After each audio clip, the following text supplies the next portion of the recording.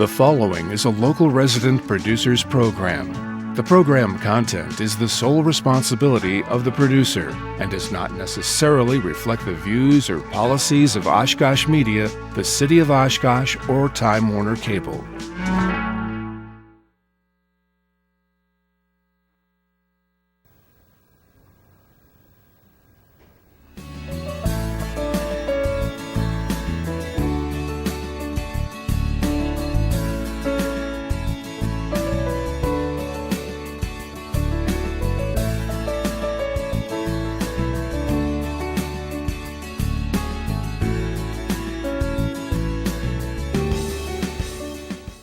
Hello, and this is Eric Caston for another edition of Making It Happen.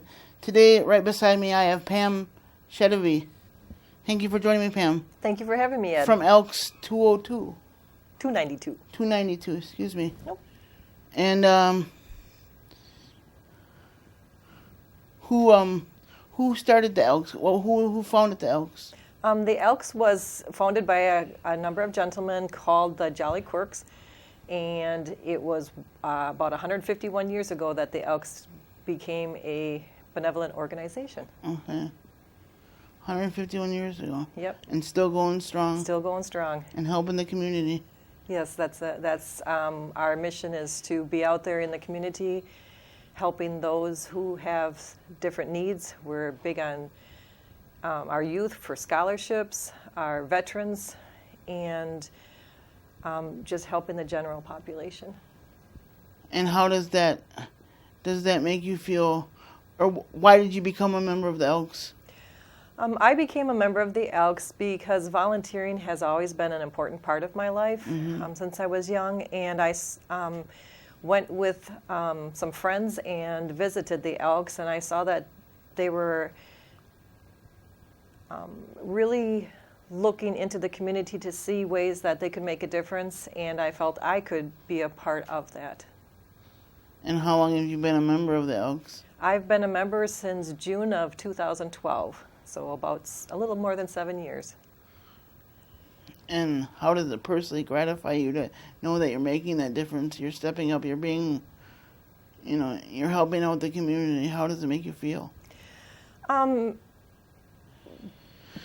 Part of my job for the Elks has been twofold. One, I started as an inner guard, and then the opportunity arose to become a officer. And do you want to explain the roles, kind of thing? Sure, I could kind of do that.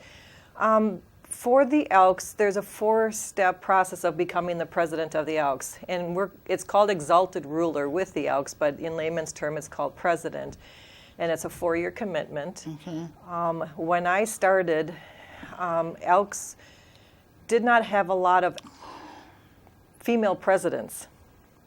Our lodge had never had a female make it through as the president for a full term. So it was kind of a little bit of a gauntlet laid of seeing whether I could do that role as a woman. I felt I had to try twice as hard to make things happen, to prove myself. Because you are a woman? Because I was a woman, yes, and it was primarily a men's organization, just like like the Lions Club and Moose and all that sort of thing. But why not a woman, right? But why? Yeah, I thought, why not a woman? I definitely had the brains to run the operation. I had the heart that really cared about being an elk, and so the one thing that kind of kept me back at first was I'm visually impaired, legally blind, and I thought, how am I going to fulfill that role? I couldn't drive. Trying to see some paperwork is difficult, and I thought, how can I do this? And so I prayed about it, and I just said, okay, God, if this is a place you want me to be, then you're going to help me make this happen. You're going to help me get through this. Mm-hmm. And sometimes God has a funny way of showing us things. Oh, he sure does. He has a great sense of humor. So I stepped into that role, and he must have had a great sense of humor because I fulfilled my year as the president and then ended up taking on a second term as president. So I must have done a good job because they voted me back in. It is by a vote through the membership. How many years can you be president? Because I know in some clubs you can only do one 1 year and that's it. You could be president as long as you want, but let me tell you, there's a lot of work involved, and after 1 year, generally, you're ready to hand it over to the next person. Yeah, you're pretty fried out. Another role that I took on was that of grant coordinator. We already had one gentleman doing that role, but I felt that I could possibly take it a step further. And so I joined Tom Wadzinski in writing the grants. We have an Elks National Foundation that is huge in giving out scholarships and grants.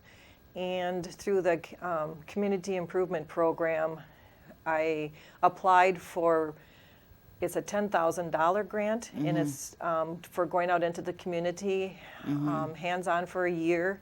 And I wrote a grant to go to Roosevelt Elementary School so that we could provide books, art supplies, music supplies, food. It was an after-school program that we started out with. Speaking of food, especially during the summertime, a lot of kids go hungry because they wonder where the next meal is going to come from. Do you guys ever help out with that? Or? Oh, definitely. I've written a number of grants for the food pantries in the area, Father Carr's Place to Be, trying to think of some of the other ones. There's a number of places in our community that are great at supplying food in the summer, and we've helped fund a number of those meals. And how long has the Elks been here in Oshkosh? In Oshkosh, we celebrated 75 years. It was in June, I think June of 1943. I could be wrong on that date, but I believe that's about 75 years. Okay. And there's never been a woman president before? No, well, that made it through their full year, no. Oh, some quit halfway through? Well, I'm not going to get into that part. Oh, okay. I just... It's politics. Yeah. So. And you said the Elks mission is all about community and helping any way they can to help out the needs. Do you want to share a quick story that was impactful to you? One for me was while I was at Roosevelt Elementary School, there was a young boy that had come in with his daddy, and he looked to be about 5, and his shoe was broke. And I saw him the next day walking through the parking lot without any shoes on, just in his socks. And then later on it snowed, and I thought, oh my goodness, what can I do to help in a situation like this? You have to be careful about crossing boundaries and getting in places where you shouldn't. But I thought, okay, what can I do? So I wrote a grant for boots, and ended up purchasing, and we've done it 3 years in a row now, purchasing boots for children from the Boys and Girls Club.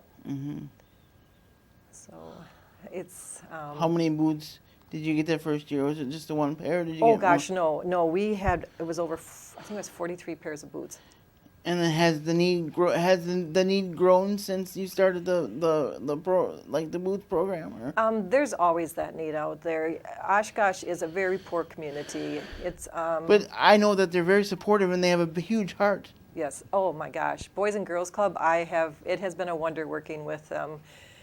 We just did. They partnered with our lodge and also with. Trying to think of the names of the groups.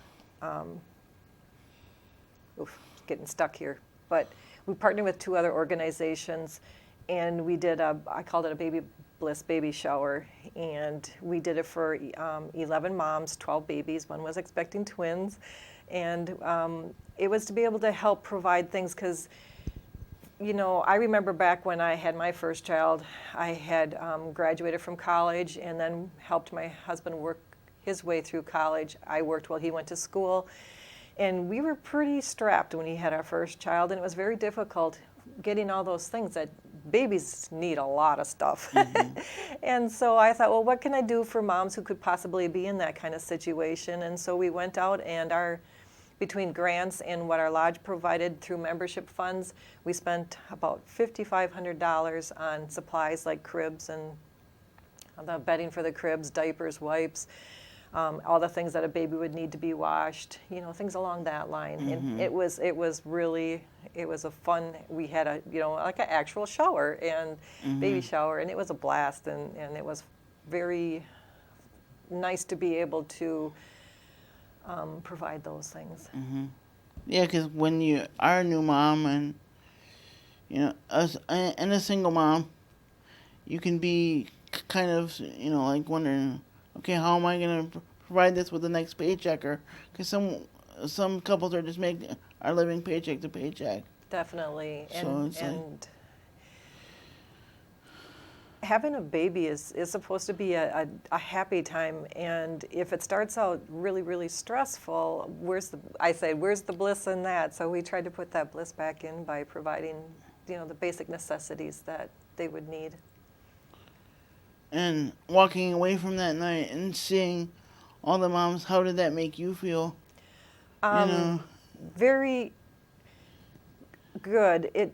I don't do things to get, I don't know how to explain this. I don't do things to get that pat on the back or to do things. It's just because who you are, right? It's who I am, and being a good human being and seeing somebody else struggle. What do?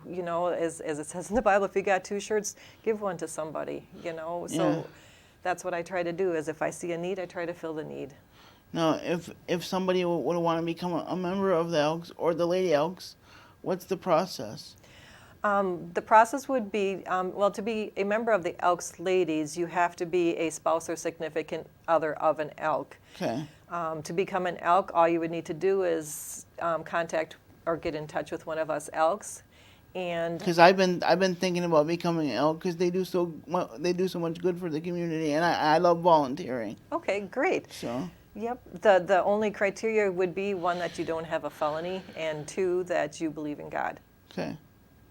And then the rest, we have all kinds of personalities. There's nobody that's turned away for any reason other than those 2 aforementioned items. And now, who started first, the men Elks or the women Elks? That's been my curiosity too. The men. It was a men's organization. Okay. Definitely. And then when did it evolve to women? Women were allowed to become members. I think it was about 10 years ago, maybe a little bit more than that. Not much though. And the men's, you probably don't know this, maybe you do, but when did the men start? Well, that was the 151 years ago. Okay, Yep. that was. Now, speaking of community, because you do a lot of good for the community, and like you talked earlier, you are legally blind. How did the blind community? I mean, when did you first become legally blind? I became legally blind in federal standards in 2007. That means your vision can't be corrected past 2400, and that's in both eyes. So I started, what I have is called cone and rod dysfunction, and it's a hereditary disease. So I was born with it, and my brothers don't have it. Some of my half-siblings have it. It's kind of a hit or miss thing. Did your mom have it? My mom had it and her dad had it. So far none of my children have it, thank goodness. And I started noticing it in my early 20s when I was playing a game of Candyland with the kids. I couldn't tell the difference in colors. And then I also started noticing it when I drove, having a sensitivity to sunlight, because my eyes have difficulty refracting the sun. Okay. So it just came on all of a sudden kind of thing? Well, it's been a gradual. It's been a gradual? It's been a gradual. Like I said, I was in my early 20s, and it wasn't until, 2007, so I would have been 47 at that point, where I had to give up driving. Did your mom kind of lose it later in life too? Like, yes. My mom left when I was 6, so I don't know really a lot on her history. Okay. I do know that when she passed away, she was fully blind, but she was also a smoker and heavy drinker, so that would have brought it on. Yeah. Have you ever been, being legally blind? Have you ever been discriminated against? Because I Some employers don't know how to handle that. Okay. There's certain accommodations that have to be made, and sometimes financially those smaller businesses can't accommodate. So like if they employed me and if I was doing a desk job, I'd have to have a special computer, a larger screen. There's certain things I can't read. I can't read, general font. Normally I have to read large print. Okay. So that does make a difference. Do you think you agree with me though? We have a long ways to go as far as, yes, we are accommodatable, but we could be a lot more. There could be a lot more done yet. Yes. It's a matter of education, I think, on the part of those who don't understand it. And I think it comes down to educating our children earlier. The earlier we can let them know about it. Because I'll be in a grocery store and I'll be wheeling around and I'll be like, and the kid will be saying in the car to be like, what happened?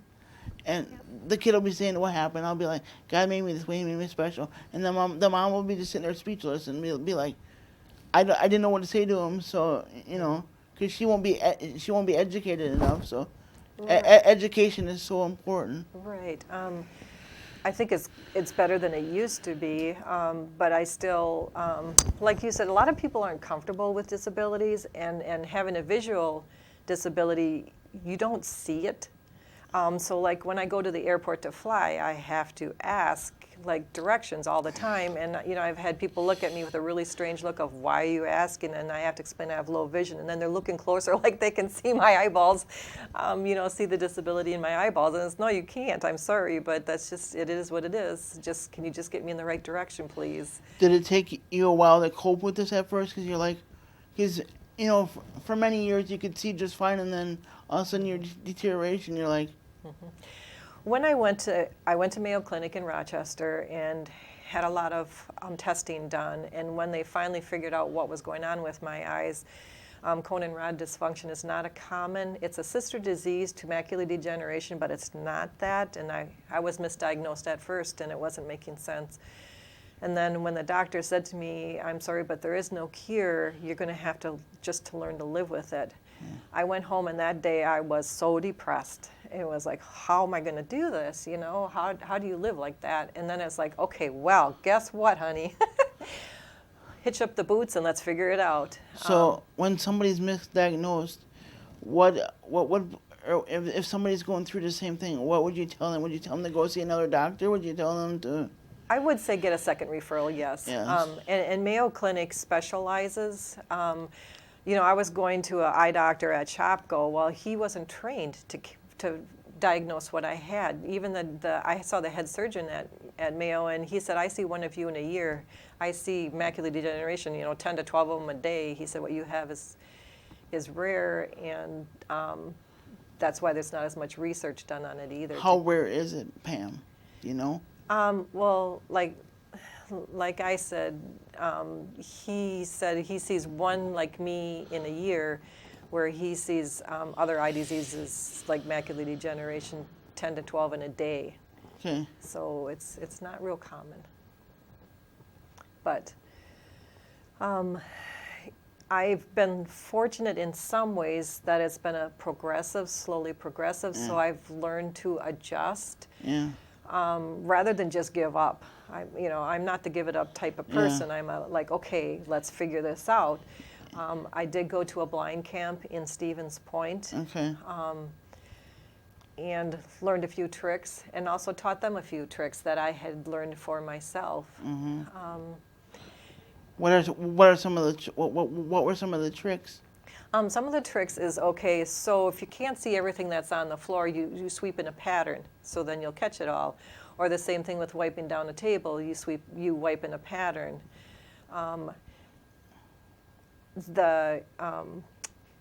So at Walmart, they have these little round mirrors that have a 10 times magnification.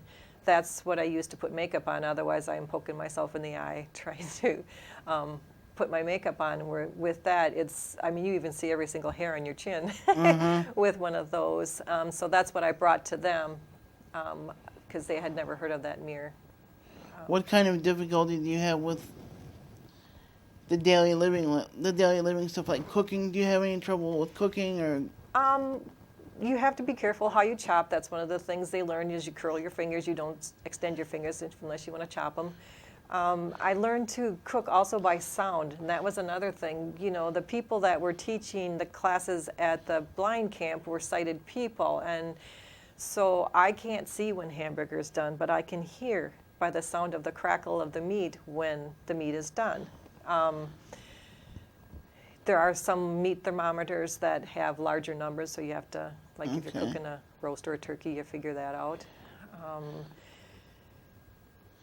Yeah, and this show is all about empowering legally blind people. That's why I'm doing this show. It's about empowerment. It's about to give them maybe a whole new world, you know, that they never had before. Because what would you say to somebody that was legally blind that was maybe struggling, or what piece of advice would you give to them? Never give up. Don't give up. Find a new way. If you can't do it one way, like reading normal-sized print books, I loved to read. I grew up loving to read, and I had to give that up. Now I do larger print or books on tape. It took me a while to succumb to the books on tape. My brothers and my daughters wanted me to try it, and I was like, no, I'm not going to do that. That's for old people, you know. And then once I did it, it's like, hey, I can go for a walk, put a book on tape. But you know, when you do the books on tape, you can really use your imagination. Yes, you can. Yes, you can. So I've learned to enjoy those. But then I also do some large print, and on some days even large print's a challenge. But hey, wait till the next day. So what do you do for work besides the Elks? The Elks takes up quite a bit of my time. It's a huge volunteer commitment. Like the last grant I just did, I put in 240 hours on it. I also am really committed to helping the elderly. I understand what it's like to give up driving, you know, and to lose your dependency. So I can empathize with them and talk with them and say, hey, I understand this, but there's also now, some of them take the bus, some of them take cab, some of them take Uber. There's ways to get around it. And you know what, Pam? Some of those older people, elderly people, they just need somebody to listen to them or to help them cope with this. Because let's say they gave up driving, you know, and they lost their big independence. Yep. So now what do they do to get out in the community? And how did it affect when it first happened to you? How big of an impact was it for you? It was an impact in that I lost some of the friends I had. I used to be able to go out and do whatever I wanted, whenever I wanted, because I could drive.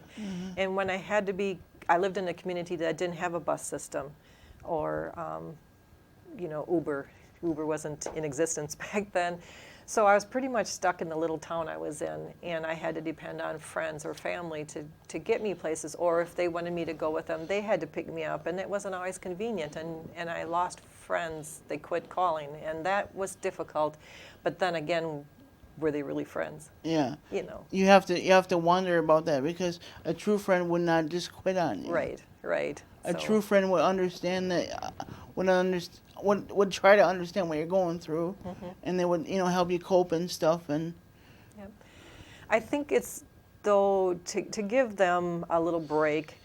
I think they were concerned about dependency. I often wonder too about burnout, because I need a lot of help myself, and I'm like, boy, I really don't want to keep asking this friend, because if I keep asking this friend, maybe, you know, because there's a burnout factor there too. Right, yeah, and that's what I'm talking about with a dependency.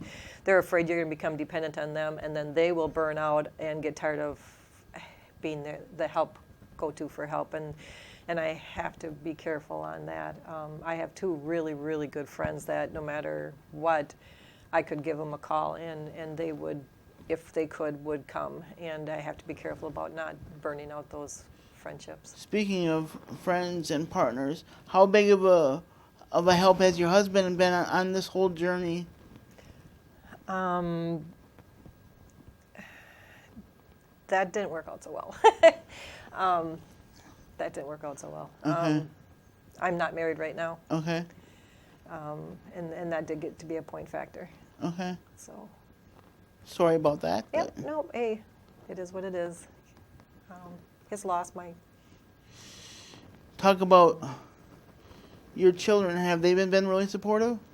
My kids are amazingly supportive. None of them live in town, so they can't exactly help on a day-to-day basis. Yeah.